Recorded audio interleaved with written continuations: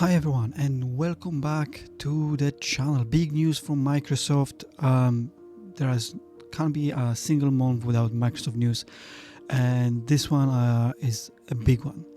So after 38 years at Microsoft, Phil Spencer retires. He led Xbox Gaming, Microsoft Gaming for the last 12 years. As you probably know, after the massive failure of 2013 E3 when they announced Xbox One, and how that drove the Xbox name down, he managed to bring it back up a little bit. Other people will argue that that could be done more. However, under Phil Spencer, studios like Bethesda, Activision Blizzard, and many more have been actually acquired. So Xbox now is in a pretty good space, I reckon, in terms of gaming. Nearly 40 studios, releasing plenty of first-party games every year.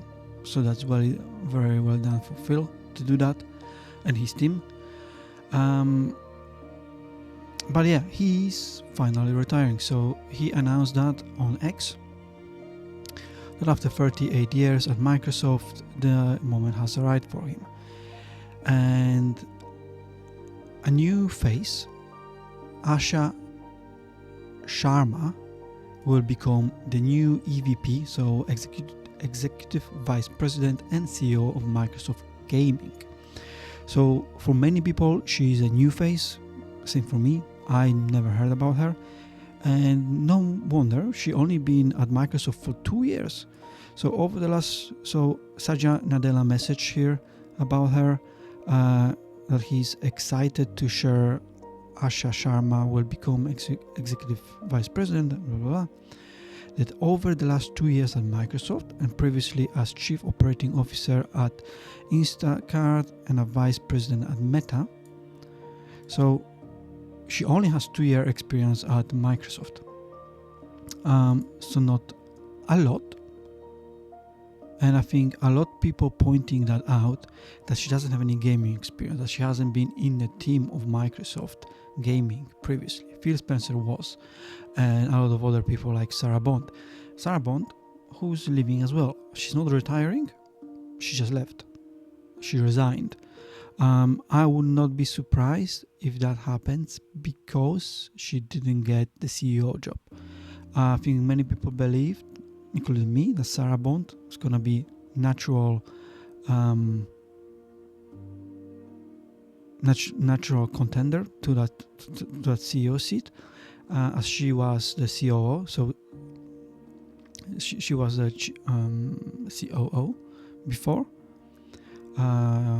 Chief Operating Officer for Microsoft Games, but no.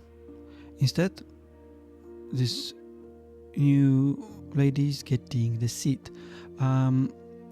She's only 36 years old, so that's very impressive to be a CEO of Microsoft Gaming at 36. So Satya Nadella must see a lot of potential in her. It says here that Asha has helped build and scale services that reach billions of people and support thriving customer and developer ecosystem. So is he bringing her in because of that scale services? Is she that good at scaling Microsoft Gaming to more users? Maybe that's something that the old team lacked, or they didn't know exactly how this can be achieved. Matt Booty will become Executive Vice President and the Chief Content Officer, so he will be reporting to her, and he will be a good advisor to her because she doesn't have exactly what we will call gaming background, and a lot of people pointing it out. However, they pointing it out in the wrong way, I believe. They pointing out a lot of people, like say Destin here, screenshotting her gaming history that she only started Microsoft gaming account last month, and she only played like Borderlands 2, Keeper, Call of Duty, Forza Horizon last weekend, blah blah. And a lot of people saying that, oh, she doesn't have any gaming experience, she's gonna be rubbish. Listen, she is a CEO of Microsoft gaming company that brings billions of dollars of income. She doesn't not need to know what's the best game. She doesn't. She fully doesn't. That's why she has advisors. That's why she has a Matt Booty. That's why she has directors at each studio to advise her on that. Yeah. The only job for her is a yes or no, or maybe sometimes direct the focus on specific feature or specific system. She might say, oh, let's now make sure that every game will have a microtransactions. She can do that, yeah, as a CEO of gaming, and everyone will have to listen. But obviously she's not gonna do that. That would be a suicide. But she could. That's her job. But then obviously she will have advisors saying, why would you do that? So, and I just can't believe that people are losing their shit over that. Also, people thinking that she's using AI to answer everyone. Because of her, she started replying to a lot of people, and some of the answers might feel like they're being AI'd. I don't know. I don't understand why would people think that. I think she's just having fun. You know, as a new CEO, as a young CEO, why not? Why not to make it fun for yourself? And then people are saying that, oh, that she named the names the games that she named that are greatest for her. Let me just find it. Is I don't think I can find it right now. Is the Valorant, Halo, and what was the third game? Oh, sorry, Valheim, Halo, and GoldenEye. Now, if any else would answer that would be okay. Yeah, but with her, is like, oh, why would you answer that? I just don't understand this. People don't ask other CEOs, like, let's say, Sony, Hideaki Nishimo. Is he playing games? Apparently, he doesn't have a single trophy. Or even if he has a Sony account. He doesn't play games. He's a CEO. Why would he play games? When would he play games? He has time for business from let's say from Monday to Friday or Monday to Saturday. He has business meetings all the time. Do you think he comes back home and like, oh yeah, I'm gonna play some PlayStation games? Obviously not. That would be just... Some people maybe do that, like Phil Spencer, who was gaming through and through. He was a gamer through and through. But most CEOs aren't. They focus on growing the business, and that's the most important part for them. The same with Nintendo, like Shuntaro Furukawa. He doesn't play games. He doesn't goes back home and plays on Switch and plays Mario. He doesn't. You know, he obviously knows what community is expecting from him to do, where the games should go, but he doesn't play games all the time or at all. And I'm sure people don't check on him if he's actually a gamer and stuff like that. So it's bizarre from Xbox community, and that's why I'm making this video, because for me it's outrageous that from Xbox community again comes this very negative, almost predatory mindset that you have to be a gamer to be in charge of this company. Everything has to be for community. Everything has to be for us gamers. No, these are multi-billion-dollar businesses. they only care about growing business. Yeah. And maybe, just maybe, Phil Spencer retired, or maybe he has been forced to retire, I don't know this, because he cared a lot about community. But unfortunately, caring about community and caring about the business and growth of that business does not always meets in the middle, unfortunately.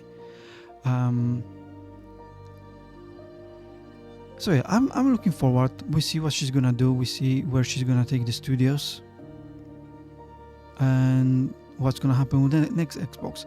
For me, personally, obviously I know she's not gonna see this video, but for me personally, there are only like a couple of things I really care about. First one is growth of Xbox Play Anywhere, that we can still play, because there is still a lot of games that are not launched with this system in mind, and that bothers me because I don't know if I buy, let's say, Silent Hill, will that be Xbox Play Anywhere? At some point, maybe yes, but I would like to know that prior to that, because that will decide where I'm gonna buy the game. If I knew that every game would be Xbox Play Anywhere, then I will always buy the games on Xbox platform, because I know that I can play it on PC, handheld, or I can play it on console or in the cloud. So that's one thing. The second thing is to make sure that we continue to grow Japanese studios, and we continue making business with Japanese studios like Square Enix, like Capcom, like Konami, that their games launch on Xbox day and date. Yeah. Even, I know I said about Xbox Play Anywhere, even without Xbox Play Anywhere, I want them to be in the Xbox ecosystem, that we don't need to go and play on PlayStation or Nintendo to play the new games from those companies, because that's still the case sometimes. Yeah, look how long we waited for Final Fantasy VII to finally be on our platform. Yeah, and that's Phil and that's Sarah Bond and Matt Booty going to Japan, talking to Square Enix, for the same reasons why we have Death Stranding on our system, because they went to Kojima Studios and they talked to him, you know.